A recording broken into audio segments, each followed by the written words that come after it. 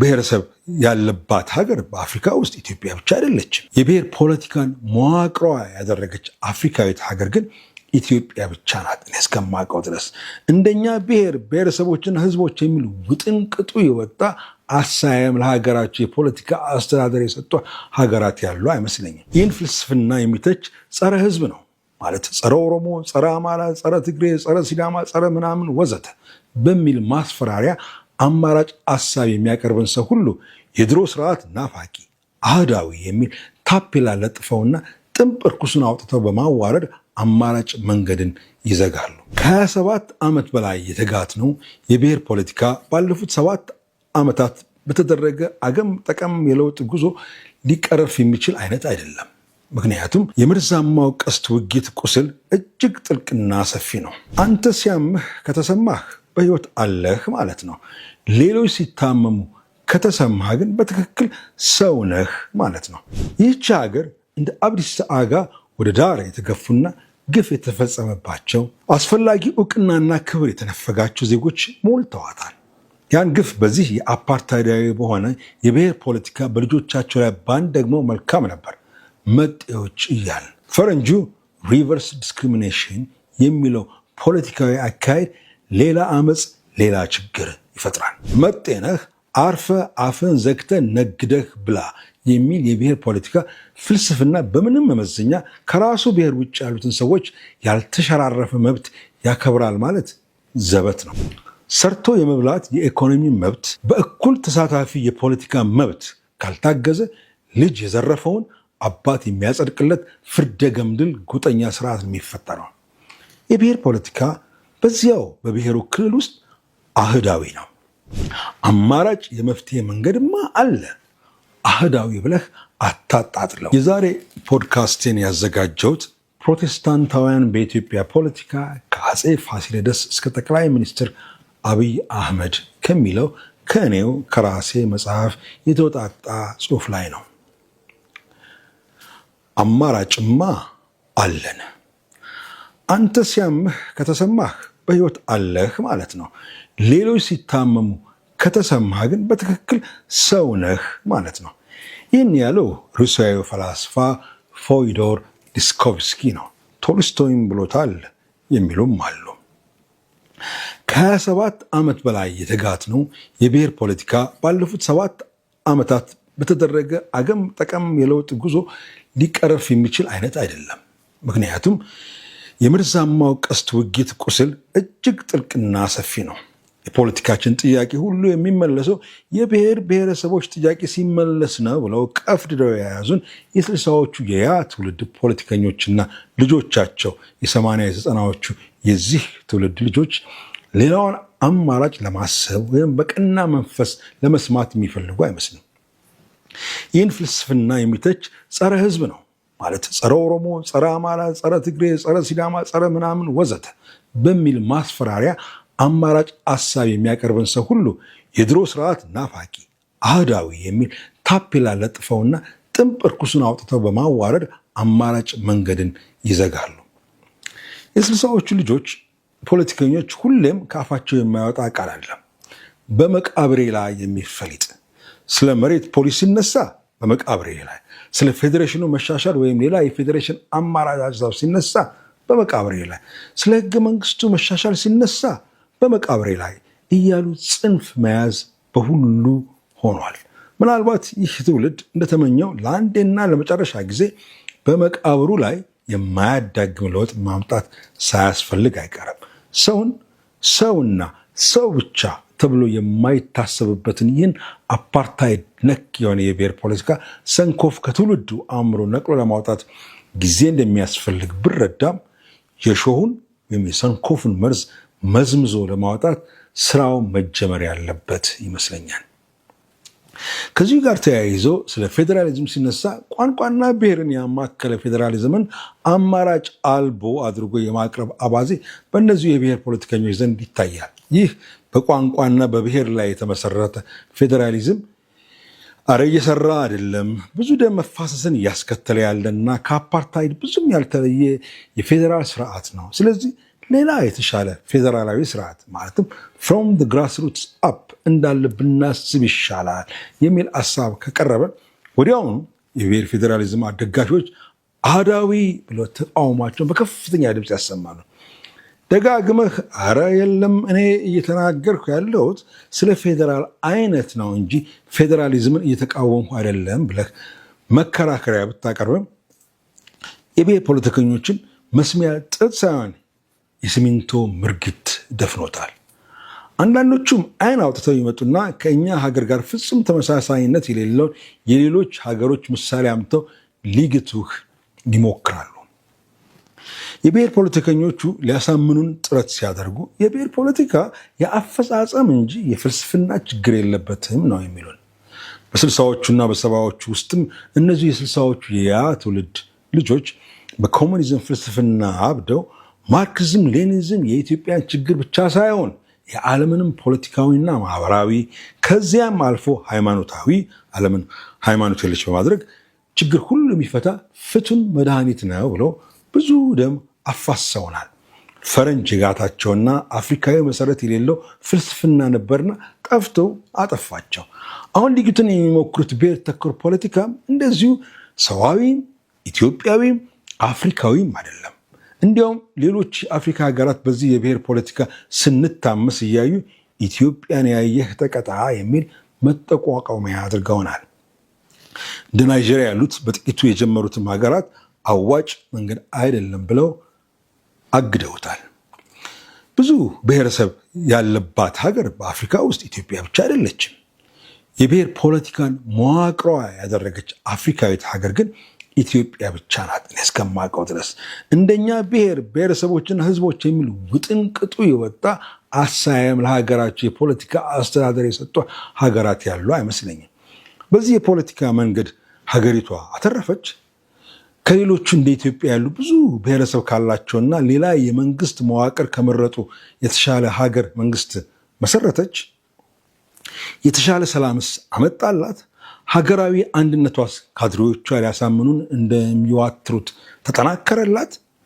ካልተወሻሸን እውነታው የሚነግረን ውጤቱ የዜሮ ድምር መሆኑን ነው። አዋጭ መንገድ ቢሆን ኖሮ መላው አፍሪካ ባይከተለን እንኳን ግማሹ በተከተለን ነበር። አረ ግማሹ ቀርቶ ሩቡ በተከተለን። አረ እሱም ቀርቶ አንድና ሁለት የብሔር መር ፖለቲካዊ አስተዳደርን መልካምነት ከኛ አይተው 2 እና 3 ሀገሮች እንኳን ከልምዳችን ቀስመው በተከተሉን ነበር። ግን በፈረንጅ አፍ nothing nada nil zilch ዲንቴ ዲነንቴ እንደሚለው ወፍ የለም። አንድ እንኳን ሀገር የለም። አንድ የተከተለን ሀገር የለም።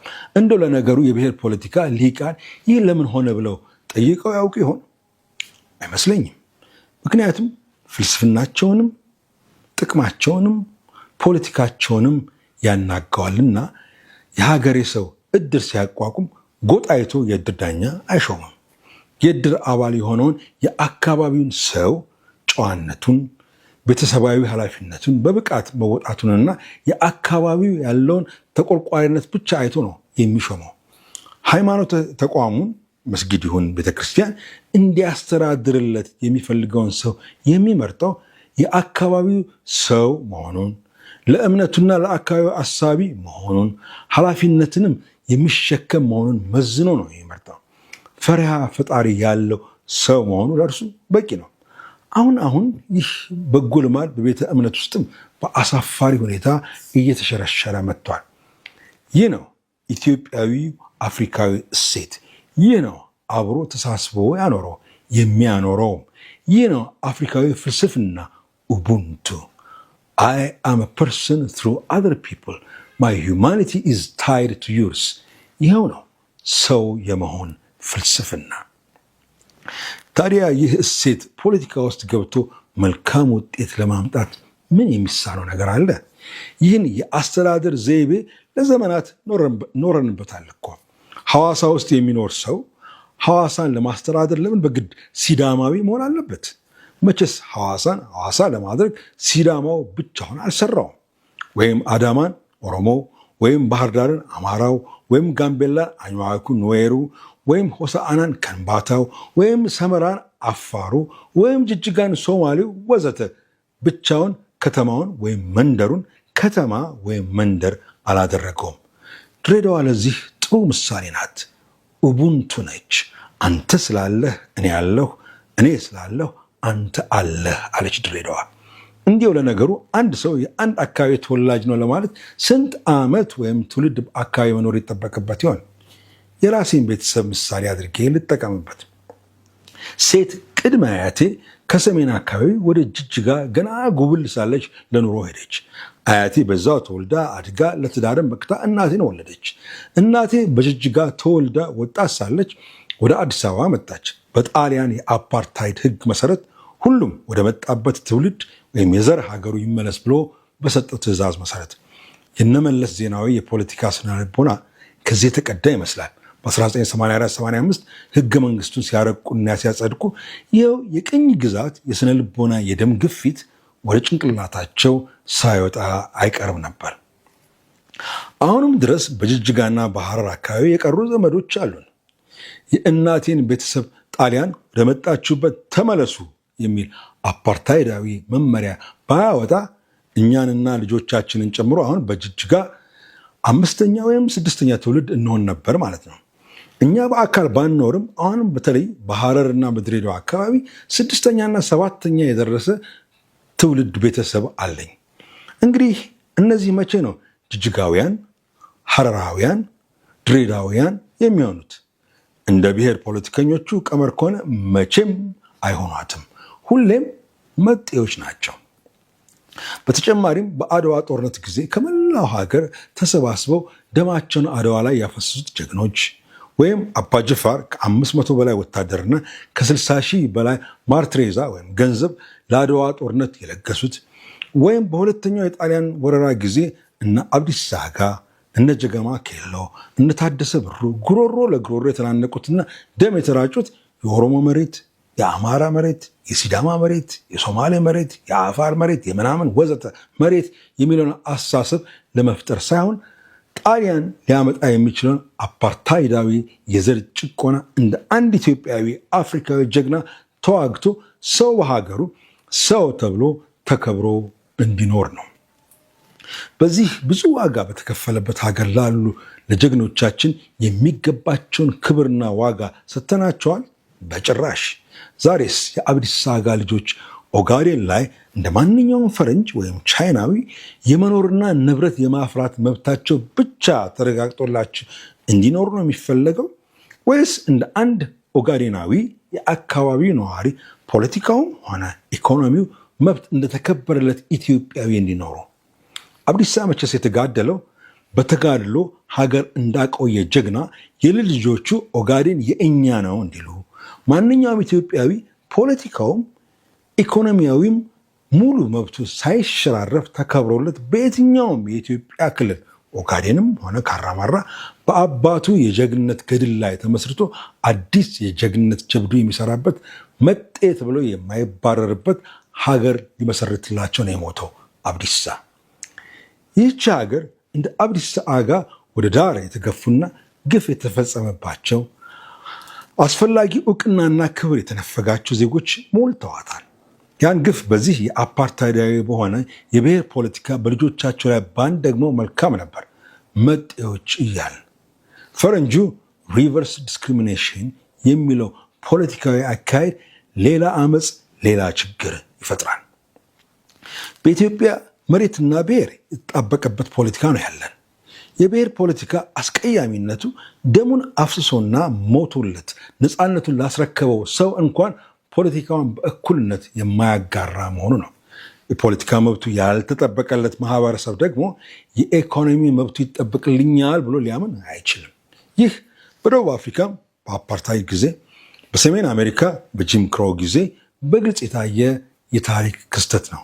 በጂም ክሮ ጊዜ አፍሪካዊ አሜሪካዊ ወታደር ከነጩ እኩል በአንደኛው ይሁን በሁለተኛ ዓለም ጦርነት ደሙን አፍሶ ወይም የአካል ጉዳተኛ ሆኖ ሲመለስ እዛው ጭርንቁሳ መንደሩ ጌቶ ሁለተኛ ዜጋ ሆኖ ነው የገባው።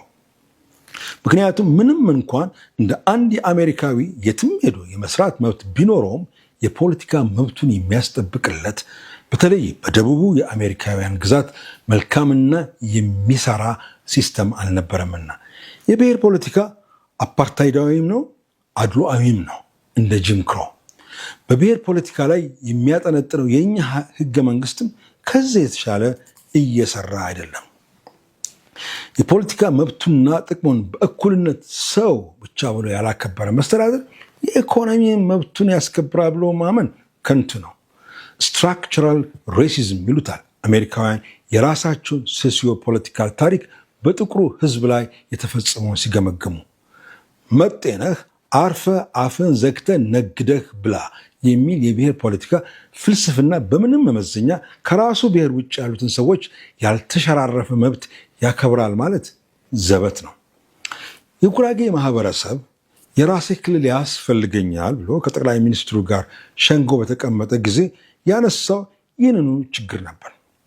ለዘመናት ከኖረባቸውና ንብረት ካፈራባቸው የተለያዩ ክልሎች ደጋግሞ እየተፈናቀለና አባቱ ዳኛ ልጁ ቀማኛ በሚለው ብሂል መሰረት ተደጋጋሚ ፍርደ ገምድልነት እየተፈጸመበት ስለሆነ ነው። ያንን በአግባቡ የፖለቲካዊ ቀጥተኛ ተሳታፊነት ኖሮት ፍትህን የሚያሰፍንበት አስተዳዳሪያዊ መዋቅር ኢኮኖሚውን ባዳበረበት ክልሎች ውስጥ ማግኘት ስላልቻለ ነው አባቱ ዳኛ ልጁ ቀማኛ ሆኖብኛል የኔ ነገር ብሎ ድምፁን ያሰማው። ሰርቶ የመብላት የኢኮኖሚ መብት በእኩል ተሳታፊ የፖለቲካ መብት ካልታገዘ ልጅ የዘረፈውን አባት የሚያጸድቅለት ፍርደ ገምድል ጎጠኛ ስርዓት የሚፈጠረው። የብሔር ፖለቲካ በዚያው በብሔሩ ክልል ውስጥ አህዳዊ ነው። ላለፉት 4 እና 5 ዓመታት ያላቋረጠ የደም መፋሰስን እያስተናገደ ያለው የሰሜን ሸዋ አካባቢ ህዝብ የብሔር ፖለቲካ ምን ያህል ቆሻሻ መሆኑንና የካድሬ ፖለቲካ ተጨምሮበት የህዝቡን ኑሮ የቀን ገሃነም እንዳደረገበት ጥሩ ማሳያ ነው። በዚህ አካባቢ ለዘመናት ኦሮሞውም አማራውም መሳ ለመሳ ሆኖ ይኖራል። የአብዛኛው ህዝብ ሃይማኖት ኦርቶዶክስ ክርስትና ነው። አብሮ ጠበል ጠዲቅ ይጠጣል። አበ ልጅ ነው ማለትም አንዱ የአንዱን ልጅ ክርስትና ያነሳል። እድሩ አብሮ ነው። የጥምቀት በዓልን አብሮ ሆ ብሎ ጨፍሮ ታቦት አውጥቶ ያስገባል። የመስቀል ዕለት ደመራውን አንድ ላይ ይደምራል። ለቅሶና ቀብር ይደርሳል። ለሰርግና ለለቅሶ አብሮ ድንኳን ይተክላል፣ ይነቅላል። የታመመ ጎረቤቱንም ኦሮሞም ይሁን አማራ በወሳንሳ ተሸክሞ ወንዝና ተራራ ሜዳውንም አቋርጦ ሆስፒታል ያደርሳል።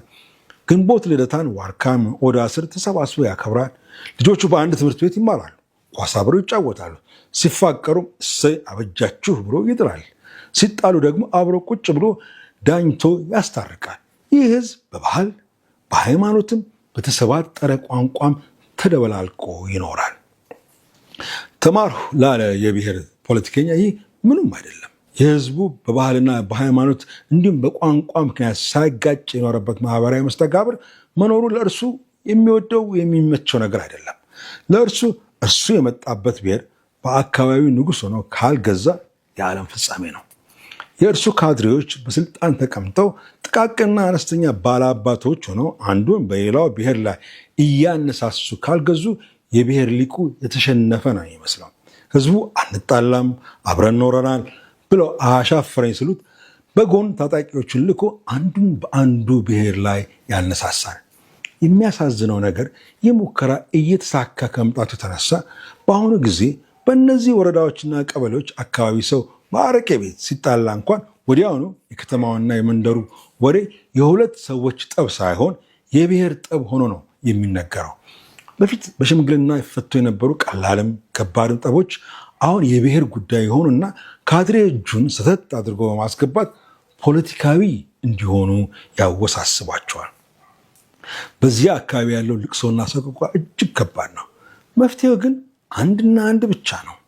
የስልሳዎቹ ያ ትውልድ ልጆች የጣሉብንን የካድሬ መር ፖለቲካዊ መዋቅር ለአንዴና ለመጨረሻ ጊዜ አሽቀንጥረን መጣል ነው ያለብን።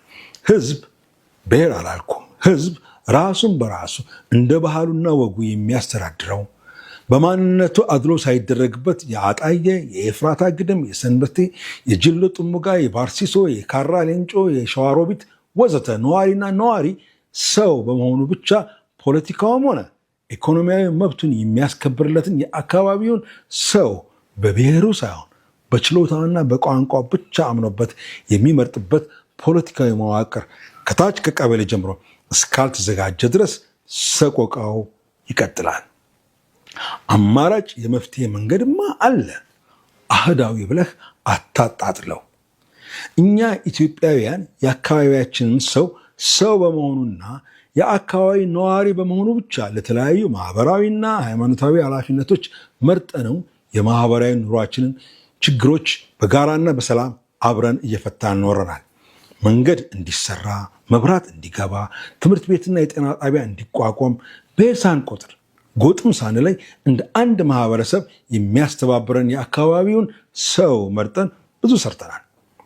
ተማርን የሚሉት ብሔረተኛ ጎጠኛ ፖለቲከኞች ሳይበጠብጡንና ኢትዮጵያውያን አፍሪካውያን እሴት ሳያስጥሉን በፊት የፖለቲካው መዋቅርስ ከዚህ በላይ የተጠቀሱትን ማህበራዊ፣ ፖለቲካዊና ኢኮኖሚያዊ ሁኔታዎች ለሁሉ ሰው በእኩልነት ከማሳለጥ ውጭ ምን ሌላ ዓላማ አለው?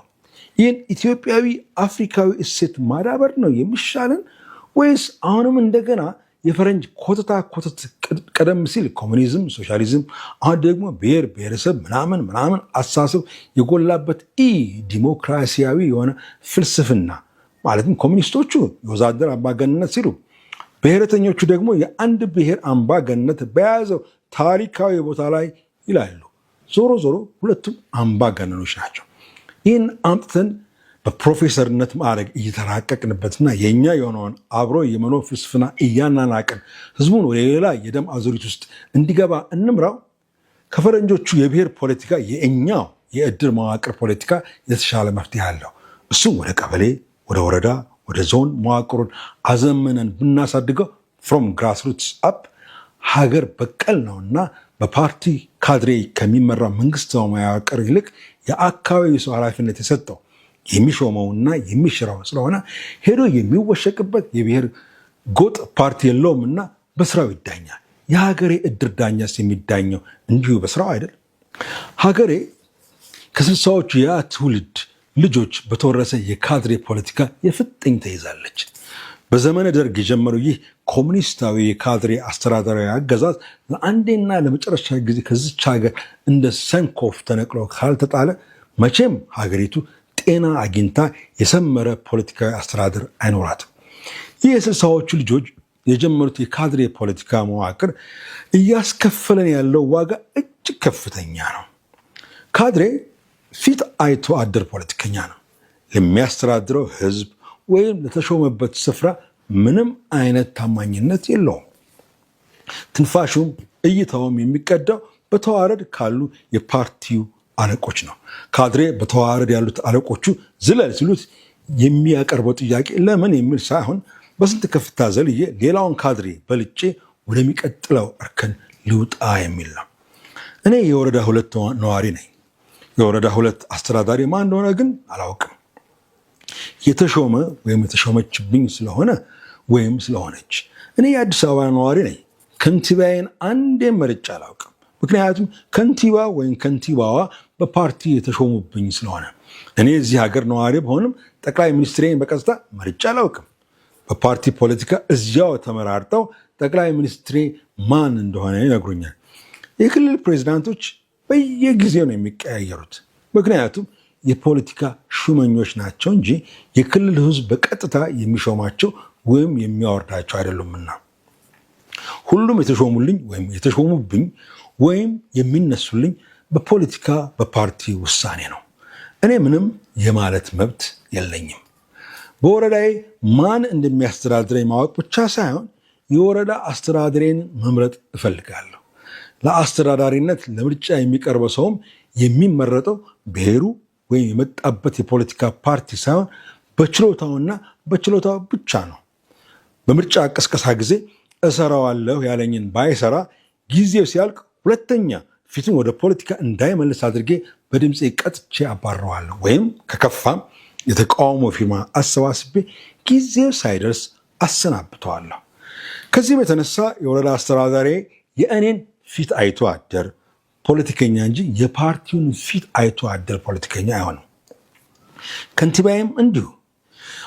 አዳማ ከተማ የምኖር ከሆነ ላቡን ጠብ አድርጎ ምን እንደሚሰራ አሳምኖኝ ልምዱንና ትምህርቱን አገናዝቤ ብሔሩን በምንም መመዘኛ ውስጥ ሳላስገባ ችሎታውንና ችሎታውን ብቻ መዝኜ የአዳማ ከተማ ከንቲባ አድርጌ እመርጠዋለሁ።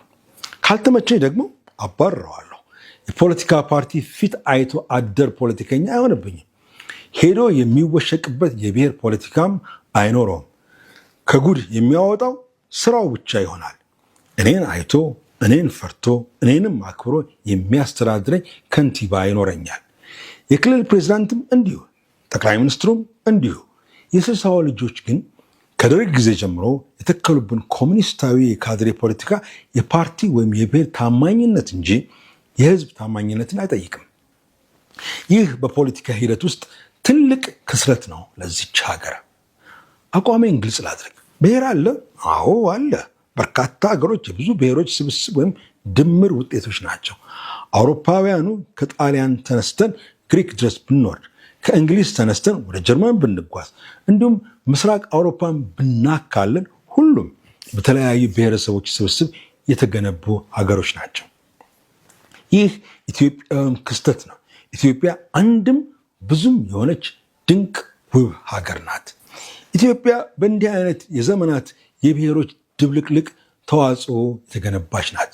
እነዚህ ብሔሮች አንዳንዴ ሲገኑ፣ አንዳንዴ ሲኮሰምኑ፣ አንዳንዴ ሲስፋፉ፣ አንዳንዴ ሲጠቡ፣ አንዴ ሲያሸንፉ፣ አንዴ ሲሸነፉ ኖረዋል። እንደ ማንኛውም ሀገር ግንባታ በኢትዮጵያ ላይ የተለየ ታሪክ የለውም። ወደ ግለሰብ ደረጃ ብንወርድም አንድ ሰው የብዙ ብሔሮች ተዋጽኦ ሊሆን ይችላል። ንጹህ ብሔር እንደሌለ ሁሉ ከአንድ ብሔር የተፈጠረ ንጹህ ሰውም የለም። አብዛኛው ሰው ጥቂት ምንጅላት ወይም ዘሩን ወደኋላ ቢቆጥር የሆነ ብሔር ውስጥ ሄዶ ይገባል። በሀገራችን በእናቶቻችን በር ማን እንዳለፈ አይታወቅም የሚል አባባል አለ። የሀገሪቱ ሕግ የአንድን ሰው ብሔር የሚወስነው በአባቱ ብቻ ነው። ሁል ጊዜም ባይሆን አብዛኛውን ጊዜ የልጁ አባት ማን እንደሆነ በእርግጠኝነት የምታውቅ ግን እናት ብቻ ነች። ሁል ጊዜም እንኳን ባይሆን በንግድና በጦርነት ምክንያት ህዝብ በብዛት የሚንቀሳቀስበት ማህበረሰብ መካከል መወላለዱ እጅግ የተለመደ ነገር ነው። ብሔር በምርጫ የምታገኘው አይደለም። ለፖለቲካ መታገያ የሚሆን ፍልስፍናም አይደለም። ከመነሻውም ልክ እንደ ኮሙኒዝም የሰራተኞች አምባገነናዊነት እንደሚለው ኢ ዲሞክራሲያዊ ነው። የአንድ ሰው ፖለቲካዊ ተሳትፎ በተወሰነ ክልል ውስጥ የሚወሰነው የክልሉ የብሔር ተወላጅ በመሆኑ ነው። የሰውየው ወይም የሴትዮዋ ችሎታ ወይም አቅም ብዙ ዋና ጉዳይ አይደለም። እርግጥ አልፎ አልፎ በዚህ ጉዳይ ላይ ቢመጣም ይህች ሀገር በሁለት ኃይሎች እጅ ከወደቀች ከርማለች። ህሊናቸውን በሸጡ የብሔር ፖለቲከኞችና በማንኛውም የኢኮኖሚ መስክ ቢኬድ ከሽሮ እስከ ሪል ስቴት ንግድ ቢኬድ ሀገሪቷን ሰንገው የያዙ ደላሎች። ደላሎቹም ሆኑ የብሔር ፖለቲከኞቹ ከራሳቸው ጥቅም ያለፈ ሀገር የሚጠቅም ርዕይ የላቸውም። ያ ትውልድ ብሔረተኛ ፖለቲከኞች በዚች ሀገር ውስጥ የብሔር ፖለቲካን ሲያዋቅሩ ፍጹም ግንዛቤ ውስጥ ያላስገቡት ትልቅ ቡድን አለ። ይኸውም ራሱን በማንም ብሔር ውስጥ ማካተት የማይፈልግ ውህድ ማንነት ያለው ኢትዮጵያዊ። ምናልባት በሚሊዮን የሚቆጠር ህዝብ አለ እንደዚህ። ህገ መንግስቱ ለዚህ ቡድን ያዘጋጀው ወይም የፈቀደው ምንም የማንነት መገለጫ መንገድ የለም። የህዝብና የቤቶች ቆጠራ ሲደረግ በግድ ማንነቱን ለይቶ የመናገር ግዴታ አለበት። ይህ ደግሞ ለብሔር ፖለቲከኛው የራሱን ቁጥር ከሌላው ብሔር ቁጥር ከፍ አድርጎ በመመዝገብ የፖለቲካ ቁማሩን ለመጫወት እንዲረዳው መደላድል ሰጥቶታል። ለምሳሌ አንድ እናቱ ከወላይታ አባቱ ደግሞ ከትግራይ ለሆነ ሰው ብሔሩ ተመድቦ የሚቆጠረው ከትግራይ ነው። ይህ አቆጣጠር ወላይታውን በአንድ ቁጥር ቀንሶ ትግራዩን በአንድ ቁጥር ይጨምረዋል። ሰውየው ግን ውህድ ማንነት ያለው ነው። ከማንም መምረጥ አይፈልግም። የብሔር ፌዴሬሽኑን ያዋቀሩት ግን የዚህን ሰው ዲሞክራሲያዊ መብት ጨፍልቀው ሌላ አማራጭ ነፍገውታል። ይህ ደግሞ ሆን ተብሎ የተደረገ ፖለቲካዊ ቀመር ነው። ኢትዮጵያ ህብረ ብሔር ሀገር ናት፣ ህብረ ሃይማኖትም ናት። ይህ ውበቷ ነው። ህብረ ሃይማኖትነቷ ከቅርብ ጊዜ ወዲህ በተለይ ላለፉት 20 ዓመታት የበለጠ እያማረበትና እየደመቀ ነው የመጣው። ካለፉት ዘመናት ጋር ስናነጻጽረው ማለት ነው። የኤፍኤም ሬዲዮኖች፣ በርካታ የቴሌቪዥን ጣቢያዎች የእስልምናውንም ሆነ የክርስትናውን በዓላት በነፃነት በእኩልነትና በደመቀ ሁኔታ ለህዝቡ ማቅረባቸው አንዱ ስለ አንዱ እምነት የተሻለ ግንዛቤና አክብሮት የፈጠረለት ሆኗል። ህብረ ብሔር የሆነችው ኢትዮጵያስ እንዴት ነው ይህንን ምሳሌ ተጠቅማ የብሔሮች የባህልና የቋንቋ መብታቸው ያለ ገደብ የተጠበቀበትና የሚከበርበት ሀገር መመስረት የሚሳናት? ይህ ሰብአዊና ተፈጥሯዊ ሂደት ነው። የካድሬ ቅስቀሳና ወከባም አያስፈልገውም።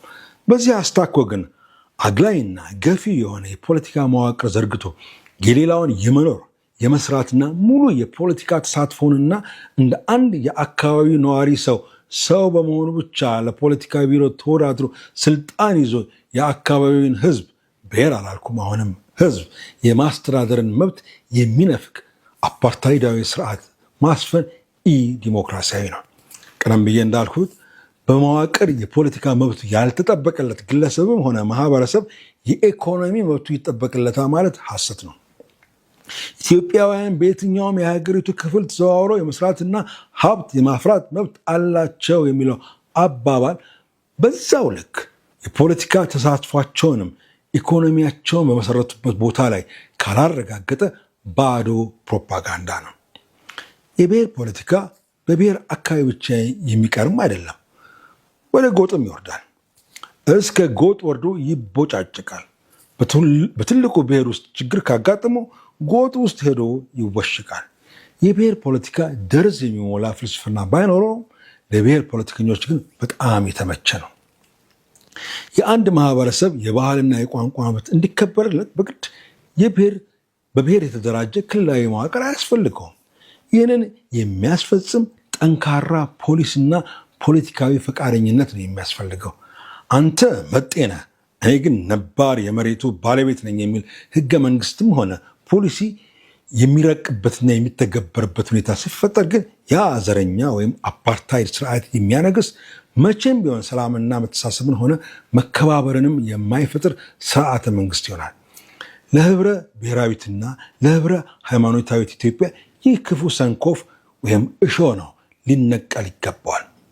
የታንዛኒያ ፕሬዝዳንት የነበረው ጁልየስ ኔሬሬ እንዲህ አይነት ፖለቲከኞችን ሲነቅፍ እንዲህ ይላል።